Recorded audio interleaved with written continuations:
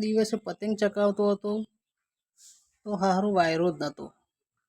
તે ઓમ ખેંચો મારી પણ જો પતંગ ઉડવા. હું તો કંટાળ્યો પછી આંચકા મારીને પતંગ જ નથી ઉડતી. પણ મારી માની સોગન કેટલા આંચકા મારે પણ જો ચકવા પતંગ. હું તો કંટાળ્યો પછી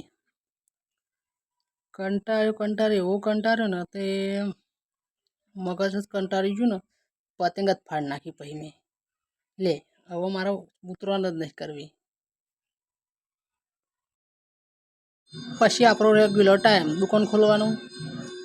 પછી મેં શાકભાજી ખોલીને ચેક કર્યું બધું કમ્પ્લીટ થયું ને કે વાંદરા ખાઈ તો નહીં ખાઈ ગયા ને.